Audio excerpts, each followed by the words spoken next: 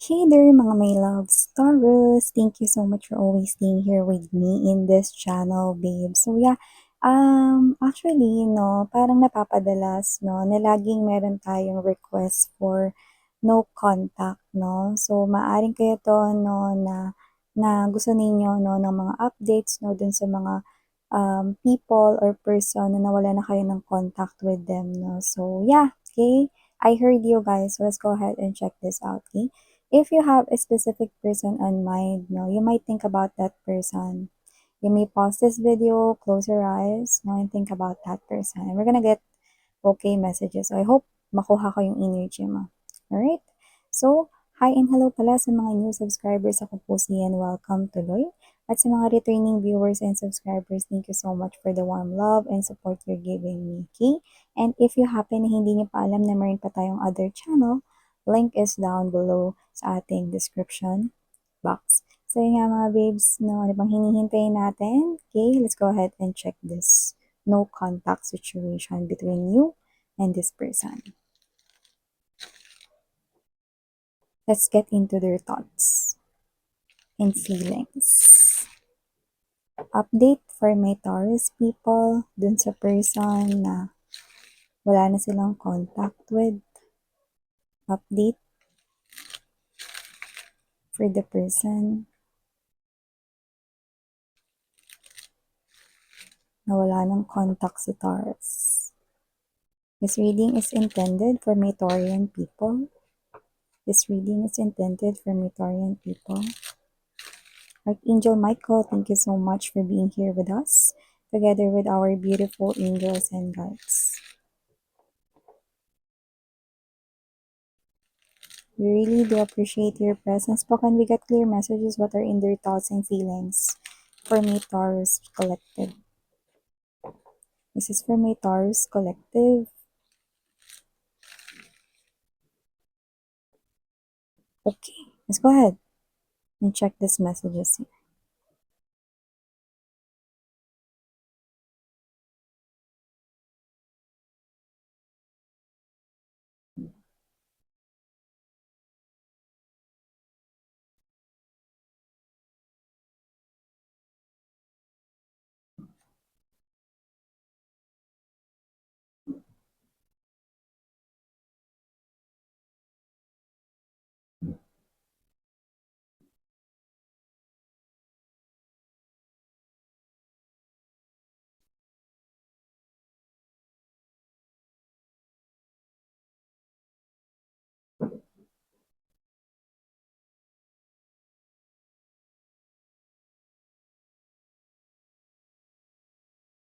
Whoever this individual is, Taurus, this person here clearly gives me this message right here. Na gusto niyang bumalik sa'yo.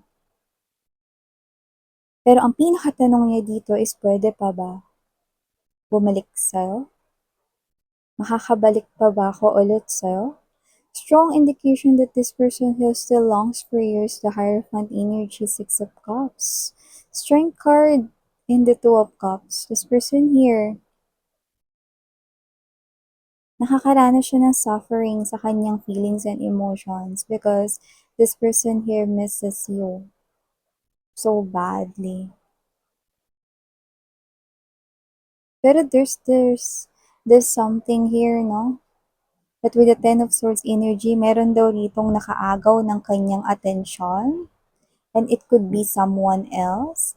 And that might be the cause of the separation between the both of you, or yun yung naging dahilan kung bakit parang you chose to walk away from him or her. So,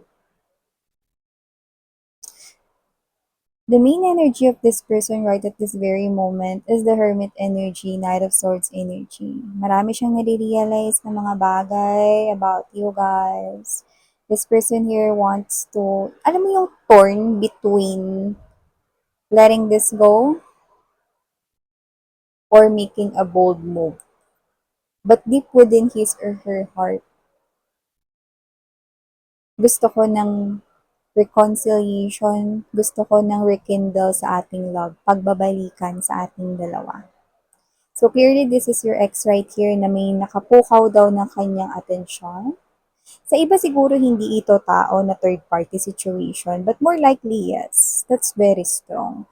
Pero sa iba siguro isang issue na pumagitna sa inyo, no? Yun yung pinaka nandudun yung interest niya during that time. At posibleng dahil doon, na-neglect niya kayo, napabayaan niya kayo, at posibleng nagkaroon pa rito na argumento. Yan. May energy kasi kayo rito, no? Na parang sinasabi niya kasi rito na parang sorry, nagsinungaling siya sa'yo. So, posibleng itinago niya itong bagay na to from you guys. At dahil doon, nakita mo ito bilang isang pagta-traitor sa inyo. But whoever this individual is with the no contact, no, sa inyong dalawa ngayon, this person here is suffering emotionally, yeah, and mentally. He or she cannot sleep at night. That's what I'm seeing. And hindi lang at night, no? Alam mo yung, di ba ang haba ng oras natin every day? We have 24 hours a day, isn't it, no? You think dun sa bawat ikot ng kamay ng clock sa seconds, 'di ba? Mahaba na 'yun, 'di ba? Marami na nangyayari ron, no? Isipin mo, every day this person feels like saan yung papunta yung buhay niya. This person feels like nabobore siya sa kanyang life, na to the point na parang lifeless na, no? Yung kanya rito, ano bang, parang ano pa, para saan patutunguhan tong buhay ko? Parang hindi ko alam kung ano pa yung ibang bagay na pwede kong gawin para mapasaya yung sarili ko other than going back with Taurus. Yan, no?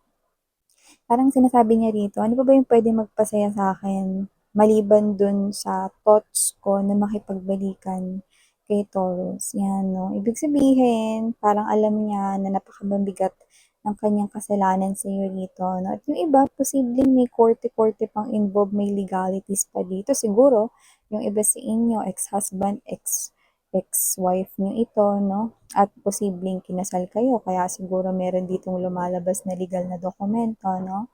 Pero regardless, if this is your ex-wife, ex-husband, or even your ex-boyfriend or girlfriend, no? Nakita ko dito that this person here, torn siya, no? Na bumalik sa inyo, or just let this go. Ano? The Hermit energy is the energy here of realizing something, but is not doing anything. Okay? But with the Knight of Swords energy naman, this is the energy naman of wanting to do an action. Okay? So, ganito yung parang binabalanse niya ngayon. Ano yung dapat kong gawin? Gagawa ba ako ng energy na gagawa ako ng action? May gagawin ba ako dito sa connection namin ni Taurus? Dito kasi mga babes, no, parang sinasabi niya na wala akong mukhang maihaharap kay Taurus. Nahihiya po siya sa inyo. Kasi parang this is like stabbing in the back here.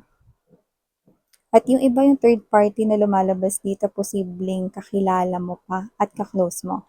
Either your friend or yung iba sa inyo, pwedeng kapatid or pinsan, kamag-anak ninyo, yung naging third party dito. I know that is something here na stabbing in the back if that is someone else who interfered into the connection.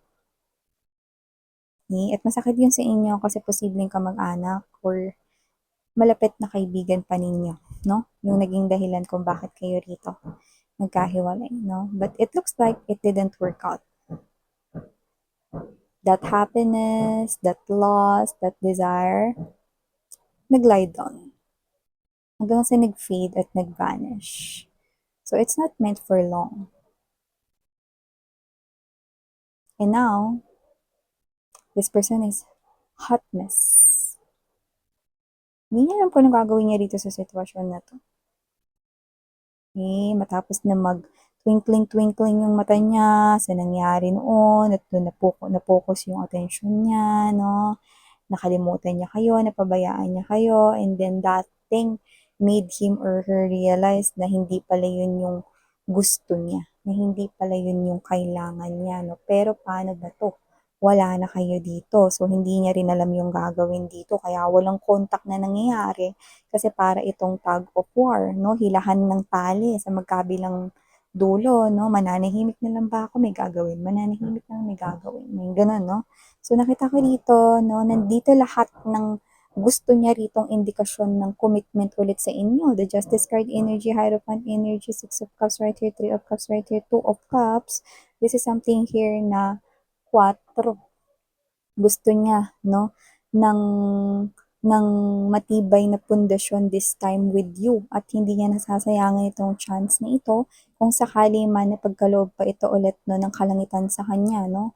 So, nakita ko rito na ito yung pinakabagay na gusto niya rito, no, ang gumawa ng isang pundasyon but this time matibay na, ano.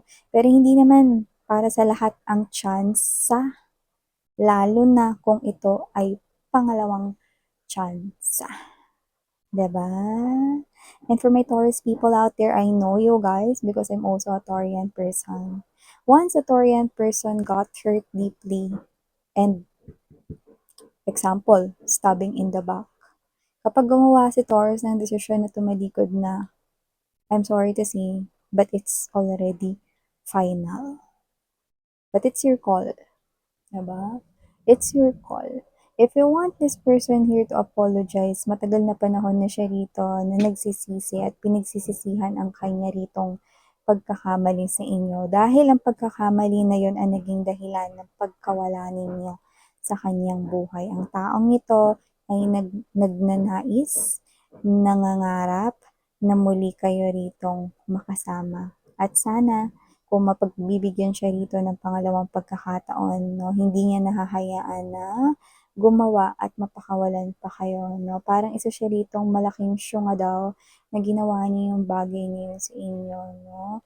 Parang siya pa yung naging dahilan. Actually, hindi nga parang, no. Siya yung naging dahilan kung bakit kayo, no, sobrang nalungkot at nasaktan in the past, no.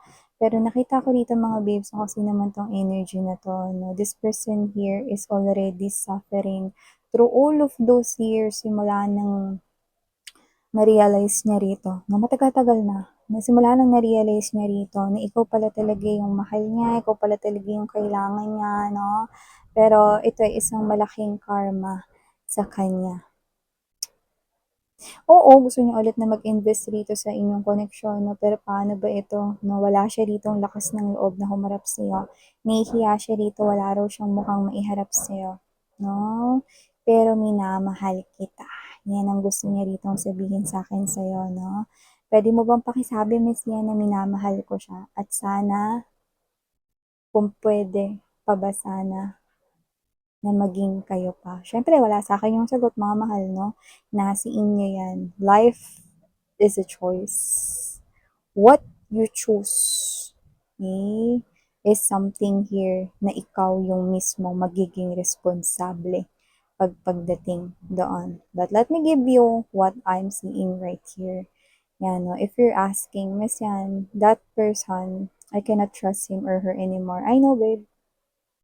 But in this reading, I will not lie. This person here, if you will only, but it's up to you. If you will only give this person here another chance, then your angels are saying that this person here is totoong hindi niya na yun sasayangin this time. But of course, this person here caused trauma sa inyo. Okay? And also, I'm seeing right here another door of opportunity for you, Taurus. So it looks like you have here a choice. Maybe you're connecting here with someone new already, or maybe you will be connected here with someone in the future. But I will not lie again. The other door is pretty much better compared to that door going back to this ex of yours. However, if you want to know if this person here still loves you, this person still loves you so much that it breaks his or her heart, eh, na wala ka sa tabi niya ngayon.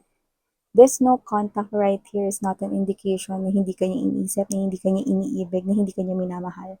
He or she is suffering every day. This person here loves you, but is now torn whether to make a decision to contact you or whether to stay. Okay? na walang gawin sa situation na to. You are all in his or her thoughts. And this person here is thinking about you every day. Okay? So yeah, these are all the messages we've got right here for you, honey Taurus. If you happen na gusto mo rin na tumambay with my other channel, sa Doll Name channel, yeah, Goddess of the Moon ang ibig sabihin nun in Korean. So you may want to check out. Link is down sa ating description box. Thank you so much. Sarang Hea, love and light. Yeah.